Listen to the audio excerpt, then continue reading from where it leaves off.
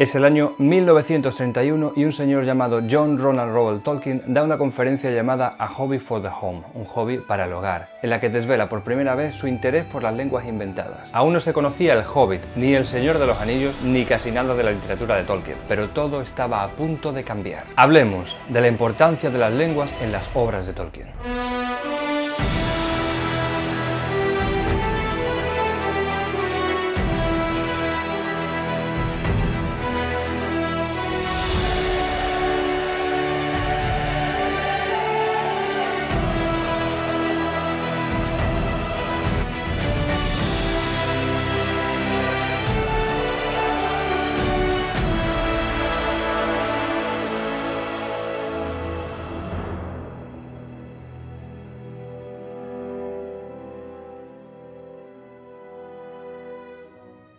John Ronald Reuel Tolkien, como ya sabemos, fue un distinguido filólogo y lingüista, profesor en las universidades de Leeds y Oxford, donde ocupó una cátedra en enseñanza de anglosajón, participó en la elaboración del Oxford English Dictionary y además fue nombrado doctor honoris causa por varias universidades. Considerado el padre de la literatura fantástica, Tolkien revolucionó el panorama literario de habla inglesa con la publicación del Hobbit y El Señor de los Anillos. En estas obras, Tolkien logra recrear todo un universo mitológico plagado de hombres, orcos, elfos y otras criaturas que habitan en él. Y pese a lo que muchos puedan pensar, como diría el escritor canadiense David Day, Tolkien no crea un mundo imaginario, sino una historia imaginaria de nuestro propio mundo. En las obras de Tolkien se pueden observar influencias de diferentes recursos históricos, mitológicos, literarios y lingüísticos. Podemos encontrar influencias de Beowulf, que estaba escrito en inglés antiguo, de relatos celtas, de mitología nórdica, de mitos artúricos, irlandeses, historias bíblicas e incluso mitología griega, romana o el mito de la Atlántida. Y no solo eso, sino que de vez en cuando logra mezclar todo esto con hechos históricos, como cuando vemos, por ejemplo, cómo los reinos de Andor y Gondor nos recuerdan a los antiguos reinos divididos de Roma y Bizancio, y cómo Carlomagno intentó reunir a toda Europa bajo el imperio carolingio, y cómo Aragorn intentó hacer lo mismo con los pueblos Dúnedain. ¡Hijos de Gondor y de Rohan, mis hermanos! Veo en vuestros ojos el mismo miedo que encogería mi propio corazón. Pudiera llegar el día en que el valor de los hombres decayera, en que olvidáramos a nuestros compañeros y se rompieran los lazos de nuestra comunidad. Pero hoy no es ese día. En que una hora de lobos y escudos rotos rubricaran la consumación de la edad de los hombres. Pero hoy no es ese día. En este día lucharemos por todo aquello que vuestro corazón ama de esta buena tierra. Os llamo a luchar, hombres del oeste.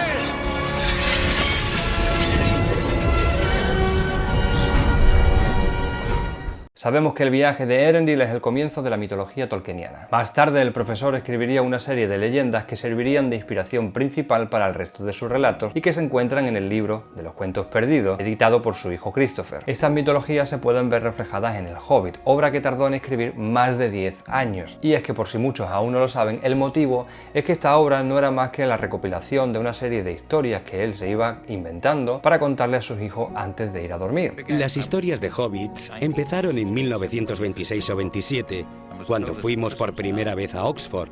Nos las contaba por capítulos en Navidad, por eso tiene capítulos.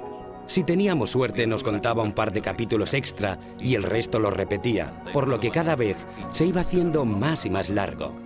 Pero cuyo manuscrito quiso el destino que acabara en manos de una editorial que lo convenció para que lo acabara y poderlo publicar. Y fue entonces, tras el éxito de El Hobbit, que el profesor se decidió a escribir la que fuera su obra maestra, El Señor de los Anillos. Si bien El Hobbit fue una revolución en su momento por sus detalles, su ritmo narrativo y su universo, esto no eran más que pinceladas de lo que aún estaba por llegar. En El Señor de los Anillos, Tolkien demuestra tener una imaginación solo al alcance de unos pocos elegidos. El profesor, al contrario de lo que muchos creen, no solo inventa una serie de lenguas para introducirlo a modo anecdótico en su obra, sino que el Tolkien lingüista, el filólogo, crea también las familias de cada lengua, llegando a detallar la evolución gramatical, léxica y fonológica de sus antecesoras, pasando por diferentes estadios hasta llegar a las versiones usadas en El Señor de los Anillos. Por hacer una comparación, es como si hubiera inventado el indoeuropeo, una de las grandes madres de todas las lenguas que existen a día de hoy, lenguas germánicas, el latín, cómo el indoeuropeo derivó en estas y cómo estas, por ejemplo, derivaron en el español, en el alemán y demás, dando detalles de todos esos cambios. Pero Tolkien pensó que efectivamente una lengua está muerta si nadie la habla. Así que decidió crear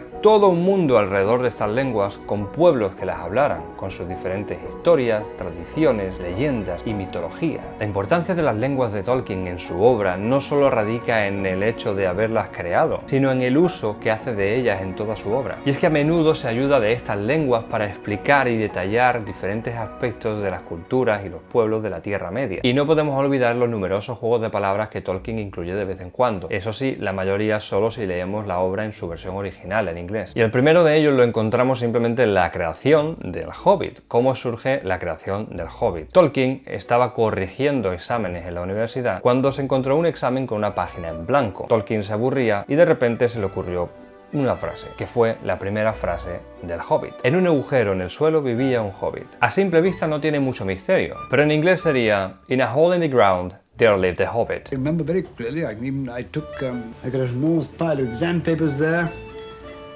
and marking school examinations in the summertime is an enormous, very laborious, and unfortunately also boring. And I remember picking up a paper and actually finding that one page on this particular paper was left blank. Glorious. Nothing to read. So I scribbled on it, I can't think why. In a hole in the ground there lived a hobbit. Y diréis, ¿qué tiene esto de misterioso? Pues que la palabra hobbit en sí ya es un juego de palabras. Recordemos que en inglés agujero es hole. ¿Y quiénes viven en agujeros en las praderas como estos hobbits? Los conejos. ¿Y cómo es conejo en inglés? Rabbit. Hole, rabbit, hobbit. Otro juego de palabras lo encontramos en una de las estrofas más famosas del Señor de los Anillos, pero en este caso ya Tolkien no juega con el inglés, sino con sus propias lenguas. Todos recordamos, por ejemplo, la famosa escena de la película en la que aparece el anillo mientras se repite la frase One ring to rule them all. One ring to find them. One ring to bring them all. And in the darkness find them. Y es que esta inscripción representa muy gráficamente la importancia de las lenguas en la obra de Tolkien. Quizá alguno no se acuerde, pero si os preguntara en qué lengua está grabado el anillo, seguramente muchos me diréis que está en caracteres élficos. Efectivamente. Sin embargo, las estrofas que representan esos caracteres élficos pertenecen a la lengua de Mordor. I can't read it. There are few who can. The language is that of Mordor, which I will not utter here. Es decir, es como si tuviéramos una maldición que pertenece a una lengua demoníaca, pero utilizamos para escribirla una lengua que representa todo lo contrario. Es un ejemplo perfecto de antítesis. Es decir, que Tolkien ya está introduciendo un juego lingüístico en el elemento más importante de toda su obra. Es más, esta antítesis u oposición queda bastante clara, ya que el propio Tolkien deja claro que estas lenguas pertenecen cada una a pueblos totalmente diferentes, a razas totalmente opuestas, y deja claro cómo estas lenguas son opuestas incluso fonéticamente. Mientras que describe la lengua élfica como la perfección hecha al lenguaje, como una obra de arte para los oídos.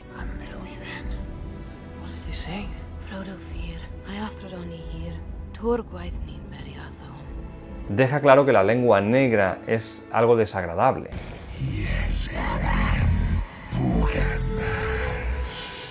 En el Legendarium de Tolkien, donde se describe su mitología y sus leyendas, deja claro que los elfos son criaturas perfectas, asociadas a la belleza, a la música y al bosque, mientras que los orcos son criaturas perversas y malvadas que, como describe el propio Tolkien, corrompen las lenguas, deformando incluso palabras y expresiones del Oestron, que era la lengua común. La fascinación y admiración de Tolkien por las lenguas le venía desde pequeño. Su madre le enseñó francés, alemán y latín, que ya era capaz de hablar con 11 años. Más tarde, en el colegio y la universidad, aprendería otras lenguas como griego, inglés antiguo, inglés medio, nórdico antiguo y gótico, una lengua con la que se inicia en la investigación de la filología moderna y además por por puro amor, ya que, cito textualmente, por el intenso placer estético derivado de una lengua por sí misma, no solo despojada de su utilidad, sino por el hecho de ser el vehículo de una literatura. Veréis, la creación de lenguas artificiales es algo que dentro de la lingüística académica nunca fue tomada en serio, y que un académico como él se dedicara a algo así era motivo de burla para los demás. Pero este era un pasatiempo que Tolkien llevaba practicando desde sus 13 años, cuando un día jugando con sus primas vio que se estaban comunicando en un extraño lenguaje que mezclaba inglés con nombres de animales, de ahí que se llamara animálico. Quedó tan fascinado que decidió aprenderlo para poder usarlo. Algo parecido le ocurrió con el galés, que admitió ser su lengua favorita junto con el finlandés, y en las que basó las dos versiones más importantes del élfico, el Quenya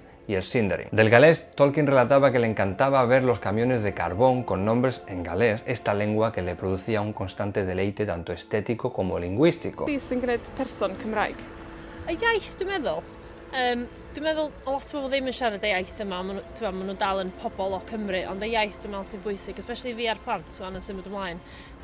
I wybod dipyn bach amdano wlad, a'r history am Gymru. Por otro lado, del finlandés, en su carta número 163 decía, y cito, fue como el descubrimiento de una bodega entera llena del vino más asombroso, de una especie y un sabor nunca degustados antes. Me intoxicó por completo y abandoné el intento de inventar una lengua germánica no registrada, y mi propia lengua, o series de lenguas inventadas, se volvió densamente finlandesa, tanto en su estructura como en su fonética. Mun mielestä mä puhun liikaa yleensä, jos mä menen käymään Suomessa, mutta sitten täällä mä oon tavannut nyt suomalaisia. I first began seriously to invent languages. About when I was 13 or 14, I've never stopped, really. Languages have a flavour to me, which I never understand people saying, for instance, it was awfully dry and dull, because a new language to me is just like taking a new wine or a new sweetmeat or something. What I'm doing now is to try and write in Elvish, because my writing is very inferior to the Elv. Their standard greeting when meeting, a star shines upon our meeting. I've made a mistake, never mind. And that stands for Ellen Sila Lumen Aumenti Elvo. It's a rather beautiful language, I think.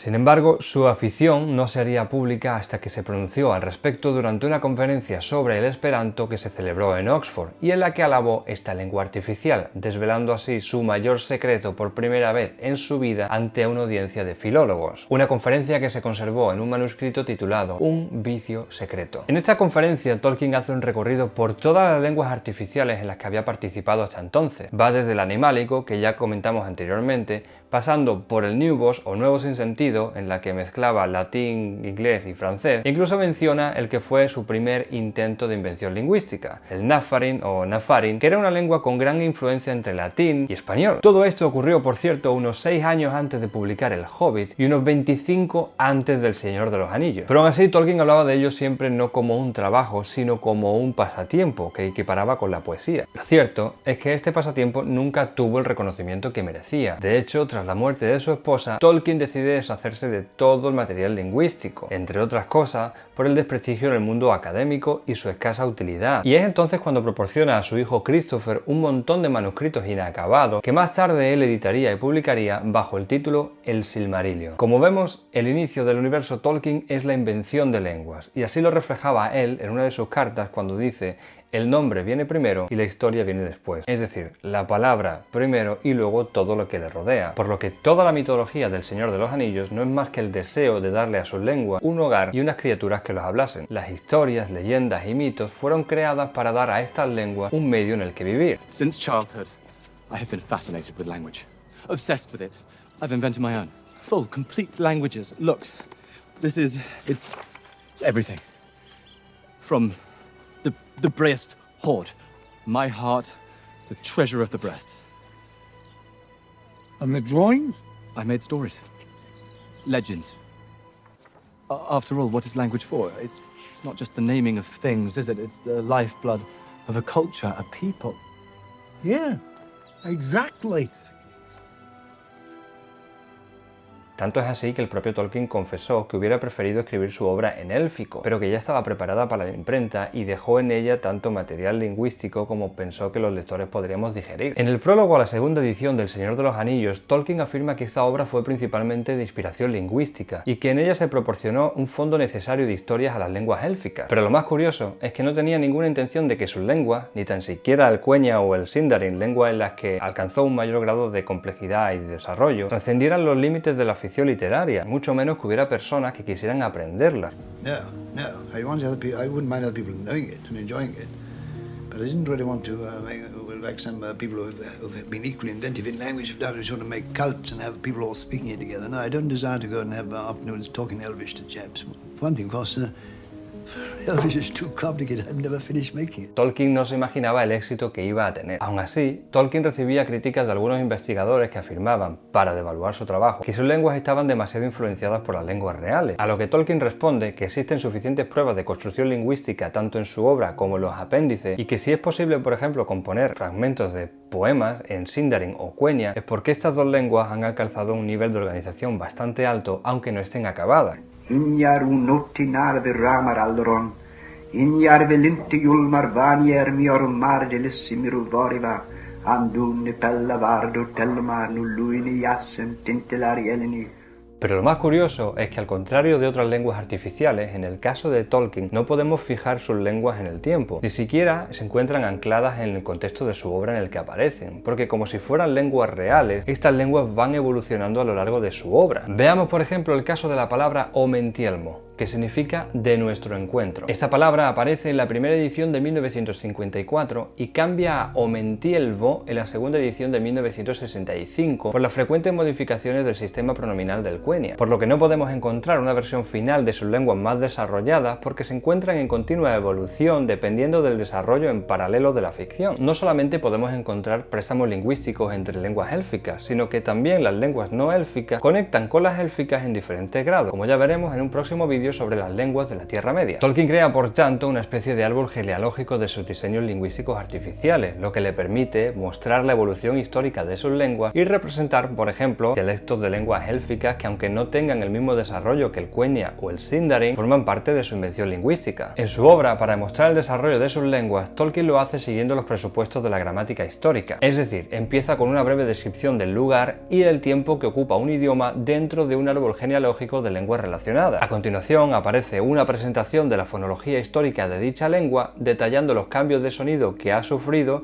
desde una forma ancestral. Después se describe la morfología, en concreto cómo se forman las palabras y cómo se usan. Finalmente, puede que aparezca o no una sección dedicada a la sintaxis. Y todo esto lo hace porque considera que el hipotético pasado de sus lenguas es parte fundamental no solamente para la construcción de estas lenguas, sino para crear una sensación de coherencia y unidad. Además, Tolkien incorporó un inventario léxico, que viene a ser como una especie de diccionario de algunas de sus lenguas inventadas. Toda esta información se ha conservado en varias publicaciones del autor y en algunos diccionarios como el Nomis Lexicon o el Quenya Lexicon. Además, uno de los recursos más importantes para el estudio de vocabulario élfico es un diccionario etimológico llamado The Etymologies de 1930 y que incluye ejemplos de 12 lenguas diferentes. Como hemos visto, la originalidad de Tolkien no solamente reside en el proceso de creación lingüística, sino también en la capacidad de desarrollar todo un imaginario literario a partir del poder evocador de las palabras. Tolkien, en un poema de su obra Árbol y hoja, utiliza la palabra mitopoeia para referirse a la creación de mitos. De la misma manera, utiliza la palabra glosopoeia para designar la labor en la creación de lenguas. Estos dos procesos en su obra se encuentran totalmente unidos, hasta el punto de que una sola palabra le basta a Tolkien para desarrollar toda una historia. Como hemos visto, la creación de mitos y leyendas y la invención lingüística empiezan como dos líneas separadas en la juventud de Tolkien. Sin embargo, él considera que sus lenguas necesitan un ambiente y una historia en los que poder desarrollarse. Por ello, Tolkien escribe la obra cumbre de la literatura fantástica como si de un experimento filológico se tratara. A partir de aquí, El Señor de los Anillos y el resto de cuentos y relatos se convierten en la excusa perfecta